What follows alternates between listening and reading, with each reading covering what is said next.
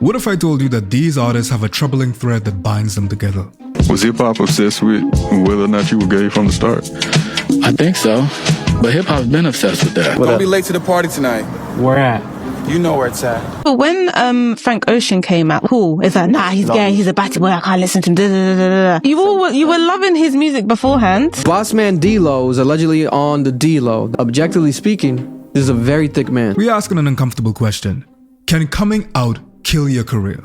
On today's Foreign Friday. It's a foreign man in a foreign land. I've been noticing a trend lately. It seems like every time a rapper or a music artist is having a solid run, and then they either come out or get outed as anything but straight, suddenly their career just kind of hits a wall. And I want to talk about that today, starting with I Love Makonnen. I'm literally at work type shit. Look at all these people out here. They hungry and shit, you know? I mean, they're working and getting this money. You know what I'm saying? If you need me to come guest chef at your motherfucking spot, holla at me. I Love Makonnen, gainfully employed, and I guess that's something that ought to be ridiculed because that's exactly what people have been doing. People are reveling in the fact that he was one of the most anticipated artists of the early 2010s, and now he's gainfully employed. Going up on a Tuesday. Remember I Love Makonnen's viral song, Tuesday? Drake hopped on the remix in 2014, shot Makonnen in the rap stratosphere. But when Drake and Makonnen's working relationship went south, rumors persisted. And looking back, only one thing was certain. From jump, Makonnen was up against one of the biggest rules in rap. Real niggas go hard. Pause. No homo. Was hip-hop obsessed with whether or not you were gay from the start? I think so. But hip-hop's been obsessed with that. Even though he wasn't out, the speculation was at the forefront from the jump. It's this taboo, tacit rule, despite the fact that there's always been queer folks in hip-hop. A lot of hip-hop was influenced by disco, but people are very obsessed with maintaining the facade that hip-hop is a braggadocio, machismo form of expression of black men specifically. Now, Makonnen wasn't out at the time and wouldn't be until years later. But right after his Tuesday remix dropped, folks started speculating. I thought maybe he was a gay artist. So when I saw the cosmetology thing, I was like, man, that's what he's into. Makonnen didn't fit the script for black men in hip-hop, where being strong and being street meant being straight. There's certain images that when we see them, we don't even have to process them because they're so legible to us. Think contemporaries like Lil Wayne, Rick Ross, and Jeezy. It is the look of hip-hop which allows it to be easy to be able to market them. If you're not legible, you're invisible. It's not enough to be straight. You have to read as straight. You have to perform a level of straightness that might not necessarily even be authentic to you. It is almost like drag. It's a performance of gender that is over the top. There's that Meek Mill bar that's been going viral recently where he's talking about abandoned house with a tape pad. Pool stick all in his ass. Tell him take that. There's no reason for him to have said that. It's so straight that it's gay. Oh God. That's so aggressively homoerotic. But there's a lot of that in gang culture in particular. You have to be cloistered up with your man them on a regular basis, and you have to put all of your trust into these niggas. You're confidant, you're sagging, your niggas risking your lives to protect one another. It's literally called gang banging. These niggas is be living in the trap house, ain't no windows, ain't no gals. Go to jail, perpetuate that. Some of them won't stay in jail. You gotta get initiated. A lot of the initiation is violent, homoeroticism. Pirate culture also very much. If y'all ever watched Black Sails or read anything as it pertained to like Anne Bonny and all the rest of them, the pirates them was gay too. The pirates are some of the first gangs, and them niggas was gay too. Bond and practice based on engendered violence towards one another. Absolutely, very good point. Because yet again, misogyny is a bonding practice, and niggas don't like to talk about this. Niggas don't like to talk about this. I don't like to talk about this. And I'm not the person to be talking about this. But a lot of some sects of homosexuality explicitly predicated on misogyny. Oh God. A lot of them don't love men as much as they just hate women. The Romans and the Greeks, them, they don't like when I talk about this shit. Oh God. The niggas that made up the gymnos literally means naked niggas. Them niggas was ass naked wrestling. They hated women so much that they were gay. They were so vehemently misogynist that they were gay. Honey. You know how much you gotta hate women to love man? And this the same people that Jordan Peterson and them would be talking about the fall of Western values, effemination of men. What do you mean? That's the most Western thing you could do is to love man and hate women. What the hell do you mean? You dreary-eyed, Kermit the Frog sounding waste of sperm. And hip hop is reflective of that culture. Keep in mind, like NWA, like the invention of the hip hop gangster, it's a performance. And more importantly, it's a vicarious portrayal of something that's supposed to be projected onto. Now white boys can fantasize about being Ice Cube. This performance of hip hop masculinity is this over the top presentation. So if you portray that by going the opposite direction, can you be blackballed because of that? After McConan came out, his career started losing steam, after which we saw him years later working at a restaurant. He was being shamed for that. It reminds me of the fact that there's this erasure of ordinary people online. You can't have a normal life online anymore. We're so used to like seeing highlight reels. I think Instagram really exacerbated it to a point where you only show very manicured, fantastical versions of your life, to the point where if you show anything in between that, you're not seen as a human being. People don't want to be seen at work. They don't want to be seen working. It's really interesting because like we see the data, like we see the statistics. People are not all living extremely opulent lives. We know this to be unprecedented times of inflation and recession and wages still being stagnant, cost of living rising exponentially, people being fired left, right, and center. Demographics that were never fired being fired left, right, and center, like black women. Black women, especially single black women, especially single mothers, black mothers, have been the backbone of especially the American economy for decades. But nowadays, you're seeing even black women are reaching record numbers of unemployment. Yet still you have this investment in showcasing a life full of travel, full of designer, and shaming of people that showcase them simply living. That's what happened to I Love McConan, because not only is he working, but he's working as someone who we deemed too good to work. We assume celebrities or anybody that has any paucity of power or fame to be able to have access to a life that is free of labor. However, given that there's a recession as well as a burgeoning invasion of things to disrupt our economy, like AI, and that's every economy, or like streaming, more applicable to I Love McConan, because streaming absolutely messed up the music game in general. The music industry was totally ruined by streaming. The goal was to get a record deal so you could get an advance. And even though they were preying upon you too, at least an album, when you sold an album, it was worth something. Sure, you had to pay a lot of that money back to your label. Now, you still are in these 360 deals, but you get paid way less as a music artist. You know how much it takes to make a couple dollars off streaming? You also had that same thing happen in the streaming services for movies and everything like that. So you have music artists having to take on other jobs because it's that much more expensive to make a living off of just being a music artist. You also have actors who have always had to take on side jobs, by the way, when they're not working. But now, even more so because of AI and streaming services, because streaming services ain't paying these actors, right? So all of this paints and illustrates a particular picture where celebrities that we deem to be of means, they are not of means. They are looking for ways to get access to different revenue streams because it's just not paying the same way. AI art has absolutely gutted the illustration games. And not only that, but like the presence of AI also leads to AI allegations. You end up getting AI allegations for having good art. For some reason, society has bought into the idea that celebrities aren't people, they're corporations. When it comes to McConan, he isn't treated with the same compassion because they're assumed to be corporations. My question is, how does him coming out factor into this? McConan did a brave thing, which is to be someone that took a risk to pursue their passion and then took another risk to pursue a passion that is deeply homophobic, to show him working after his life as a celebrity, thus breaking the illusion of fame, which brings me to another artist that is unfortunately in the spotlight right now. Yeah, Yeah, I'm gonna take my horse to the Old Town Road.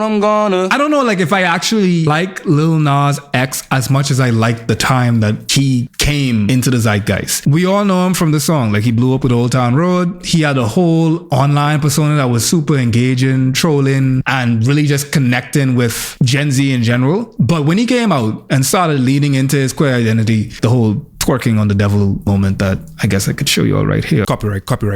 Oh God. But then he disappeared and then he came back. Hey guys, these last few years were pretty difficult for me. They have been pretty difficult for me. And I'm just now like arriving to this place of feeling confidence in myself and what I'm doing. And I'm trying to make sure I put intention towards my music and my vision and the creativity of it all. And most of all, I really want to make sure I have fun this time around. I don't think I got to have as much fun during the Montero era because I was more overly focused on, I don't know, making sure the songs did well than making sure I was like having fun doing, you know what I mean? And I'm not saying I didn't have any fun. I had some fun, okay? I want this time around to be even more fun, and I want to be like even more full of joy, and I want to be even more full of love. When you commodify your craft, you lose parts of it. And it also makes it difficult to grieve it because, especially like if you're doing something like music and if you're doing music successfully to an extent, as far as just like being able to make money off of your music, or if you're doing content creation, like if you're a YouTuber, people don't necessarily empathize with you because some people envy being able to pursue that as a dream. Your favorite content creators, they would be going through it and they don't necessarily feel like they have a safe space to grieve it because we should be thankful. He obviously was going through it. This was at a point where he lost a lot of his traction because he disappeared and then he came back and people were noting that the vibe was off. People were noting that he may have very well be abusing substances. Nah, hey, Don't be late to the party tonight. Where at? You know where it's at. No, go ahead, babe. No.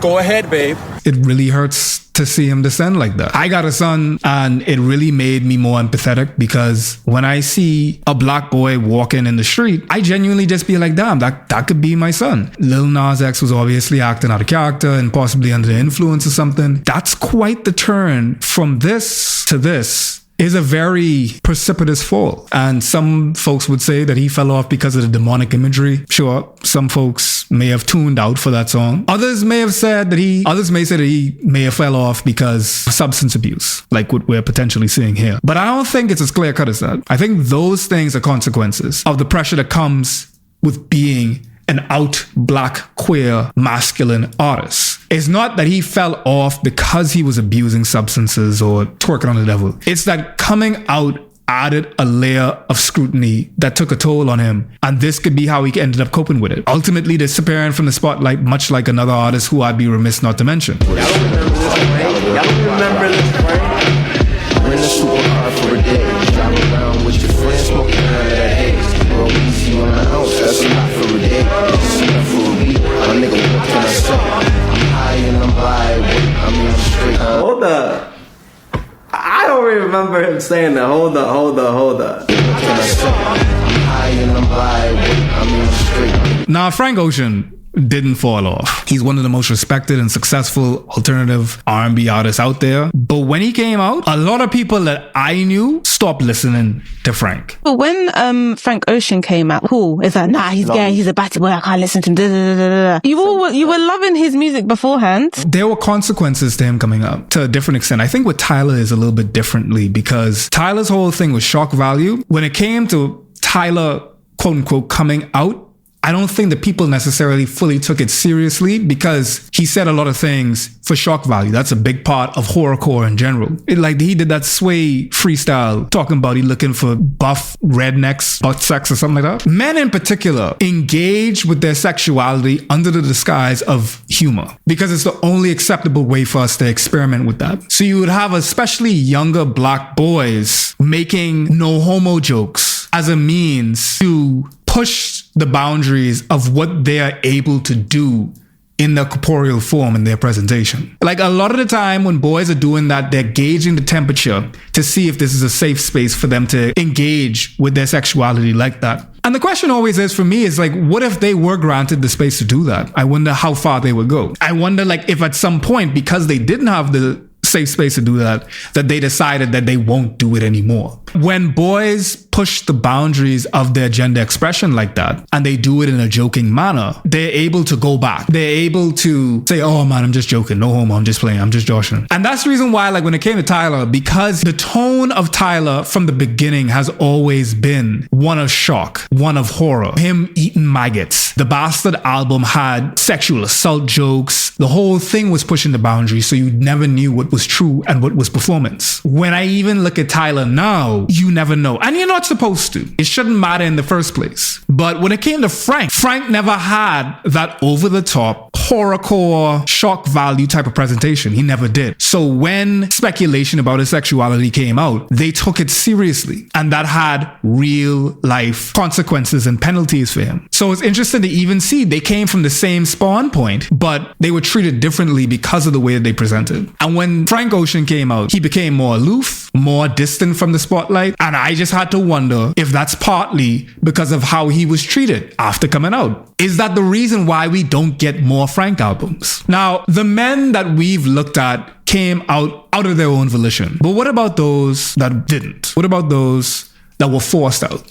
I was bad in fucking school, now I'm trying to dodge a sin. Just walk out the lavish store, pay a shoe, $12.50. I don't know how many of y'all know about this. I'm about to see how black y'all are. Why did y'all say Khaled? I mean, I'm going to talk about Khaled. This is Bossman D-Lo. Bossman D-Lo was inescapable on TikTok last year, and then the allegations came out, and that changed just about everything. Bossman D-Lo is allegedly on the D-Lo. That's what a gay man is accusing Bossman D-Lo, the rapper, of being. Goes by the name of Timmy Bansom on Instagram. Allegedly, there's a text with Bossman D-Lo and Timmy Bansom. Bossman D-Lo says, I can see now you just do people any kind of way. He says, I haven't done anything to you, so what are you talking about? Bossman D-Lo says, I'm just saying you're not genuine for real. He says, you act like we gonna pop out and be on some relationship though. Then he posted a video of DMs. He says it's him DMing Bossman D-Lo. Objectively speaking, this is a very thick man. Oh God.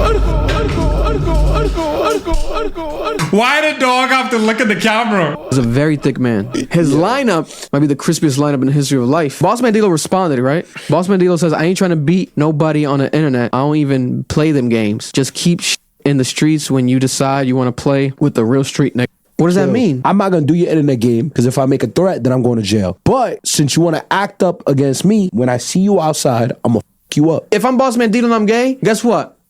Biggest gay rapper in the world. Bigger than Lil Nas X. My thing is this though, the way that the nigga weaponizing his sexuality knowingly to tear another down, it really hurts your credibility when you try to ask for like equal rights and stuff like that. What? Who let dog cook? Bossman D-Lo ended up refuting these claims. It didn't matter. Just the rumor that he was queer basically stalled his whole momentum. And then the jokes started flying. People started making fun of his name, saying that literally he got D-Lo in the name. You also have Khalid. He had a good run. He made that song Location. Didn't he make that song That Nothing Gets Better Than This? Damn, so Isaiah Rashad too. I didn't know that. All of these artists that are queer, a lot of them for the most part, they try to keep that shit under wraps because of exactly the phenomena that we're talking about. You had Khalid. He was on a run until his ex outed him, after which his career started to lose some steam. In the black community, once you say bi, that just mean gay to niggas. If you say as a man that you bi, there's no flexibility for you. That just mean gay, which is very unfortunate. It's true, it's not just an bomb, it's okay. Well, I'm glad to know that bi erasure is universal. This is such a good point. It's messed up how being gay hurt Khalid's career but boosted Sam Smith. Exactly. White people have the flexibility. Also, that's T. Sam Smith did a dance with the devil on stage. I didn't notice, but didn't have a mental breakdown, but Nas X did. Very interesting indeed. You have people that were having very fervent careers. It might behoove you to stay in the closet, which is a very sad reality. Did he struggle with the idea of coming out publicly. Was that something that you talked about at all? But he wasn't going to come out and say this to the world. And he had a lot of lady fans, and he told me that he just didn't want to upset the world. Are you in a good place now in your life? Depends on when you ask me whether or not it's a good place. Are you happy? It depends. Yeah, my friend Luther was gay. Back in 2017, Patti LaBelle got candid about her good friend Luther Vandross's sexuality during an interview on Watch What Happens Live. LaBelle shared how she first met the late singer, who died in 2005, and how he became the first president of her fan club. It was during this meeting that Andy Cohen questioned LaBelle on Luther's sexuality, and the world then got to know just how much the celebrated vocalist struggled to come out as gay. Did he struggle with the idea of coming out publicly? Was that something that you talked about at all? Cohen asked LaBelle. We talked about it, LaBelle replied. Basically, he did not want his mother to be, although she might have known, but he wasn't going to come out and say this to the world.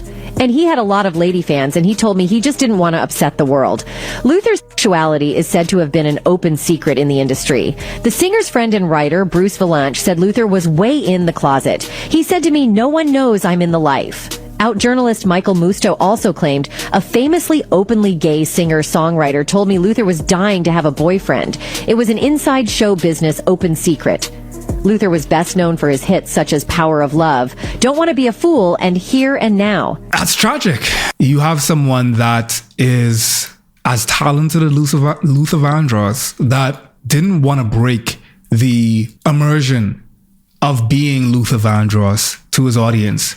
So he banished himself, exiled himself to an inauthentic life where he could not have the full expression and spectrum and gamut of life, like loving someone openly. That was a very pragmatic decision, it would seem. Like he knew he had a lot of female followers and people that enjoyed his presentation, the songs that he sang, and knew that if they knew that he was singing them songs, not about a woman, but for a man, and that would break the immersion. It's almost the same way in which, like, can you listen to R. Kelly and not think about him pissing on gals? Yeah, do you get your passport? Did you get your shots? I don't understand how did you let that nigga get away with that? Y'all let R. Kelly, Robert Kelly, get away with going to Ethiopia and ask an audience, did you get your passport? Did you get your shot?